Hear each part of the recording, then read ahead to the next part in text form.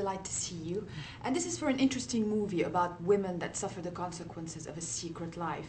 It must be fascinating to research them, or is it that difficult?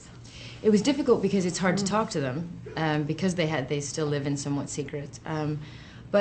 But it was fascinating and heartbreaking. I think it is a very difficult thing to be a wife of anybody who is in the service, especially the CIA, where your husband shares nothing with you.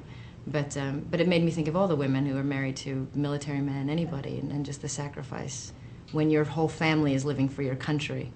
And how beautiful that is, but also how much that can affect your family. Yeah, and difficult to sleep at night. And I thought, the sacrifice showed physically on your character throughout the movie. How much did it help, the shadows that you see on your face? Makeup helps, facial expressions. How did you work on that? A bit of everything. I mean, we did light me a certain way. We did do makeup to make me look older and more aged and broken, and then I did just try to do my best as an actress to imagine what that feels like inside, and that tends to lower my posture, my face, a little bit of everything. Yeah, absolutely. Well, as a viewer, I was fascinated by the subject, and I'm sure that if I was working on it, I'd want to research as much as possible on the agency and secrecy as it is. Is there availability? You are a very big star. Does that mean that you get more availability to the information, or not at all? Well, I have, separate from this film, I've learned about our country and government and been allowed to understand things. Things have been shared to me on foreign policy because I've worked abroad.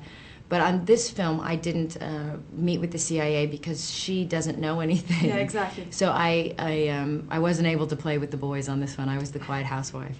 Well, because you've worked a lot on international UN aid and you've always documented yourself on what's happening in the world, is there a satisfaction that you can shed the light on problems in the world, or always a frustration that there's so much more to do? There's a bit of both, but I think we can never be frustrated, or else we would just all throw our hands up and that would be the end of it. So I think nobody can get exhausted with aid. We just have to keep figuring out the better way to do it. And I believe that now I'm very focused on justice, and I'm very curious about the International Criminal Court, and I think that's what we need to start focusing on now, is this idea of really dealing with not just getting food on the ground, but really understanding how to bring security and justice to these areas so we stop the constant cycle.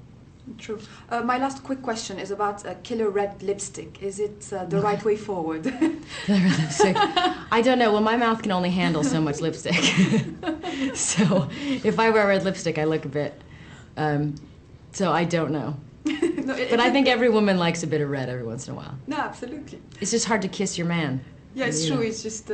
he gets a bit of a He gets trace it all of you. over his face.